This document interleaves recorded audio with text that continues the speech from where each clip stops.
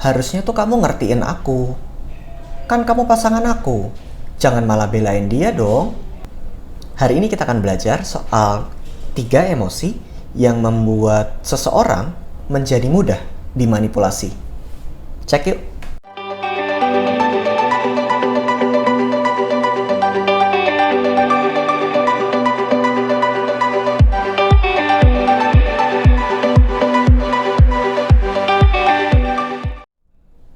Halo teman-teman sekalian, kembali bersama saya Dr. Jimmy Ardian, spesialis kedokteran jiwa dari Siloam Hospital Bogor.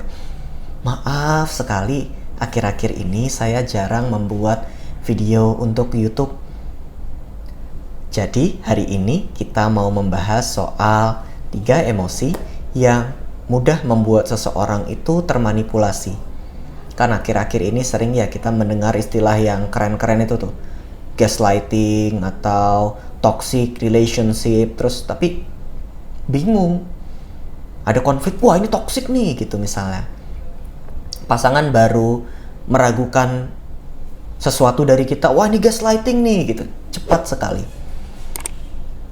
Tapi di sisi satunya juga mungkin terjadi, yang satu tadi kan mudah menuduh, yang satunya nggak sadar kalau lagi jadi korban.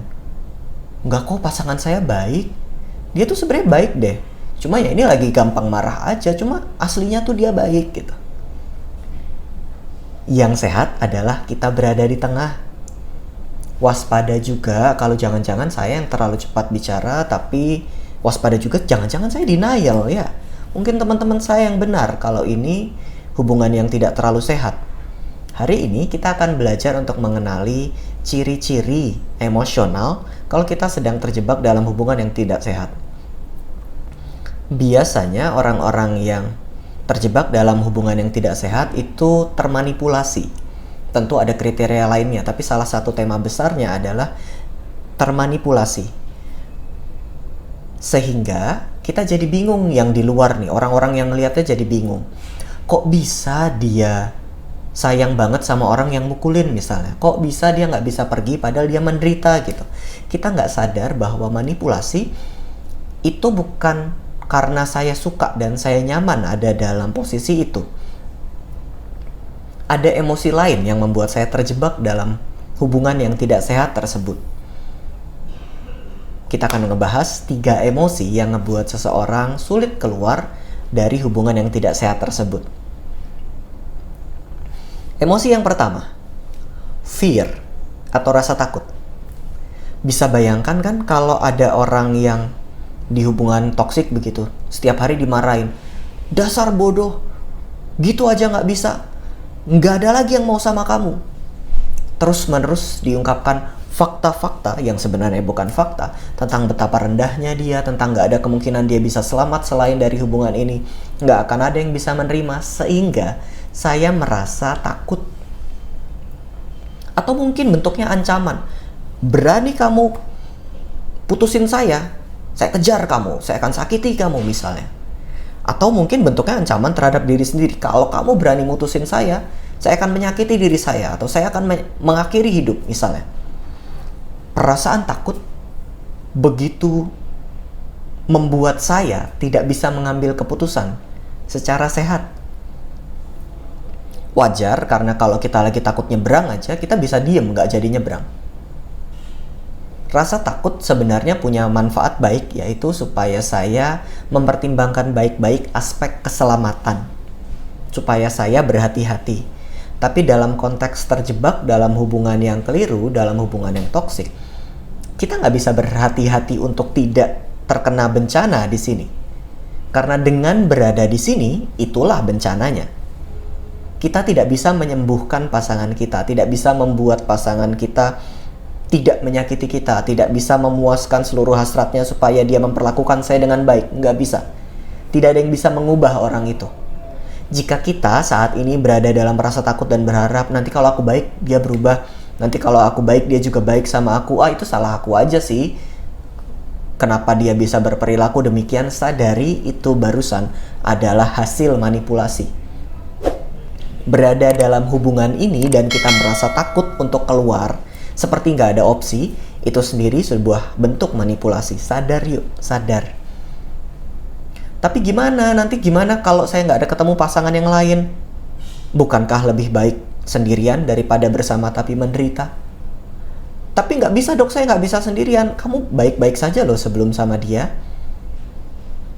Begitu ada di sini, kita malah jadi menderita. Yakinkah kamu malah lebih baik menderita? Tapi saya takut kalau nggak ada yang bisa nerima saya apa adanya. Pasanganmu yang sekarang juga nggak nerima kamu apa adanya. Buktinya, dia marah-marah terus, dia memberikanmu beban rasa takut. Bukankah itu tanda dia nggak nerima kamu apa adanya? Apa bedanya nanti sama yang nanti? Toh, ada kemungkinan lain kalau kita mengakhiri hubungan yang keliru kan ya? Tapi saya tahu kok, pasti menakutkan. Jadi, kita dengerin videonya sampai habis dulu yuk.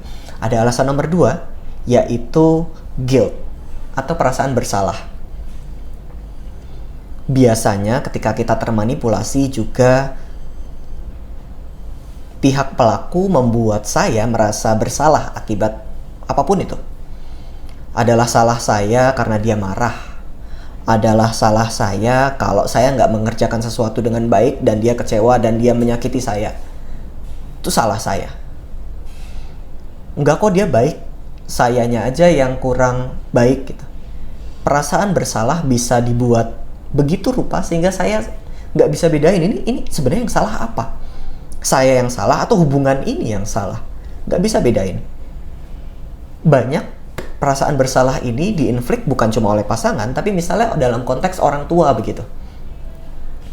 Kalau di budaya kita itu lebih banyak menyalahkan anak kan ya. Anak nggak berbakti, anak durhaka gitu. Perasaan bersalah yang coba disuntikkan kepada anak supaya perilakunya bisa dikendalikan oleh orang tuanya. Dalam hal ini, bahasa lainnya adalah dimanipulasi. Ketika bicara soal hubungan yang toksik, hubungan yang manipulatif, saya tidak hanya bicara tentang hubungan pasangan, tapi juga orang tua. Yang di dalamnya bisa sangat kuat sekali muatan menyuntikkan rasa bersalah, tapi orang tuanya nggak sadar kalau ini bahkan perilaku yang manipulatif, perilaku yang toksik, dianggap benar. Benar dong, anak harus nurut orang tua, anak harus ngikut selalu pendapat orang tua. Enggak harus. Budaya kita lebih banyak menekankan tentang tanggung jawab anak ketimbang tanggung jawab orang tua. Sehingga wajar sekali ketika perasaan bersalah disuntikkan, kita seperti nggak bisa memikirkan ulang. Apakah ini benar? Benarkah saya yang salah? Benarkah salahnya adalah pada manusia, yaitu saya? Benarkah untuk menjadi tidak durhaka, untuk menjadi berbakti itu harus nurutin semua kata-kata orang tua tanpa memfilter, sampai mungkin bahkan saya perlu kehilangan identitas dan jati diri saya untuk ngikutin orang tua? Benarkah? Kita jarang, di budaya kita maksudnya, kita jarang merenungkan ulang tentang pertanyaan-pertanyaan semacam ini. Karena ketika seakan anak adalah salah, maka yang benar adalah orang tua. Nggak banyak opsi di sini. Maka sadari yuk ketika perasaan bersalah banyak muncul. Kok saya akhir-akhir ini sering ngerasa bersalah ya? Padahal kayaknya sih perilaku saya nggak salah-salah aja. Saya sebisa mungkin berinteraksi, saya sebisa mungkin ngobrol sama orang tua, saya sebisa mungkin nurut. Tapi kalau nggak pas ya saya nggak bisa. Saya perlu melakukan yang saya pandang juga baik untuk kehidupan saya. Sadari, ketika terlalu banyak, mungkin polanya yang bermasalah. Mungkin guilt trip, kita selalu disuntikan rasa bersalah ini yang bermasalah. Sehingga kita perlu membangun boundaries. Oh cukup, nggak bisa lagi nih pakai rasa-rasa bersalah. Saya perlu bertanggung jawab sama emosi saya, orang tua saya juga. Jangan perilaku saya dikendalikan karena saya terus-menerus merasa bersalah. Nggak enak. Ada alasan terakhir juga kenapa seseorang menjadi termanipulasi dalam hubungan yang toksik. Alasan yang ketiga adalah merasa bertanggung jawab atau obligation. Kita juga sering dibuat merasa bertanggung jawab terhadap sesuatu sehingga perilaku kita menjadi bukan seperti yang saya inginkan. Saya merasa bertanggung jawab terhadap emosi orang lain. Saya merasa bertanggung jawab terhadap kesehatan orang lain. Saya merasa bertanggung jawab terhadap kebahagiaan orang lain. Itu kalau dia self-harm itu salah saya. Saya yang bertanggung jawab. Kok mirip sama guilt? Iya mirip. Tapi yang tadi merasa bersalah, yang ini merasa bertanggung jawab. Saya harus menjaganya, saya harus... Perasaan bertanggung jawab ini perlu juga kita sadari. Loh, bukankah setiap orang itu bertanggung jawab atas kehidupannya, atas kesejahteraan jiwanya, atas kesehatannya masing-masing? Saya, itu tanggung jawab saya. Saya nggak berhak melemparkan kesehatan saya, tanggung jawab kesehatan saya kepada istri saya. Karena saya sakit misalnya, lalu saya nyalain istri saya, ini nih gara-gara makanannya nih nggak sehat, gara-gara saya nggak sering diajak olahraga. Padahal saya yang pengennya makan nggak sehat. Padahal saya yang malas olahraga.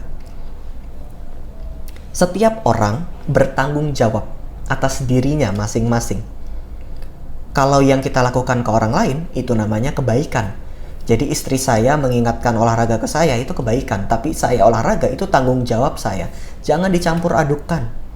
Ketika kita terjebak dalam hubungan yang memanipulasi, seakan orang lain bisa melemparkan tanggung jawabnya ke kita. Ini salah kamu. Ini karena kamu, makanya aku begini. Ngelempar aja gitu ke kita. Seakan tanggung jawabnya ada di saya untuk berubah, untuk muasin dia, untuk nyenengin dia, supaya dia nggak marah. Itu tanggung jawab saya. No, itu bukan tanggung jawab kamu. Setiap orang bertanggung jawab atas kesejahteraan jiwanya sendiri. Nggak bisa kita melempar tanggung jawab kepada orang lain, atau nggak bisa juga kita berharap itu adalah tanggung jawab orang lain. Nggak bisa. Artinya kalau orang lain melakukan itu padamu, itu bukan tanggung jawabmu. Adalah kebaikan untuk melakukan sesuatu bagi orang lain, tapi bukan tanggung jawab. Bahkan psikolog, psikiater itu tidak bertanggung jawab untuk mengubah. Enggak. Tanggung jawabnya adalah melakukan usaha sebaiknya untuk membantu proses perjalanan pulih dari klien.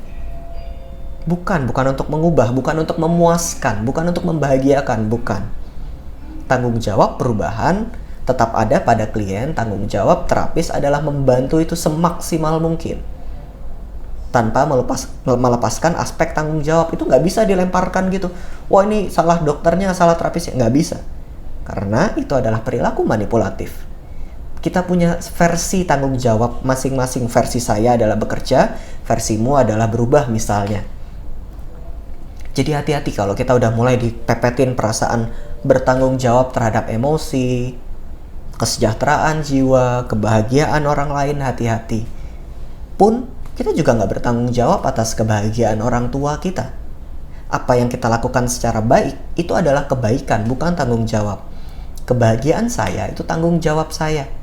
Kamu nggak bisa membuat orang lain berbahagia, sama seperti sulit untuk orang lain membuatmu berbahagia. Itu tanggung jawab kita untuk kita kerjakan. Jangan lemparkan kepada orang lain. Kalau ada orang tua yang juga menuntut, itu sadari, itu bukan tanggung jawabmu. Tanggung jawabmu adalah melakukan sebaiknya. Dia bahagia atau tidak, itu perkara berbeda. Jadi, itu 3 hal, 3 emosi yang bisa membuat seseorang menjadi relatif mudah untuk dimanipulasi. Semoga kita bisa mengambil pelajaran dari video ini untuk menyadari apa perasaan saya ya. Jangan-jangan selama ini saya termanipulasi. Jika iya, dan kamu in denial, yuk segera keluar dari hubungan ini dan mulai untuk menjadi dirimu yang lebih baik. Demikian dari saya, Dr. Jimmy Ardian, spesialis kedokteran jiwa dari Siloam Hospital Bogor. Terima kasih.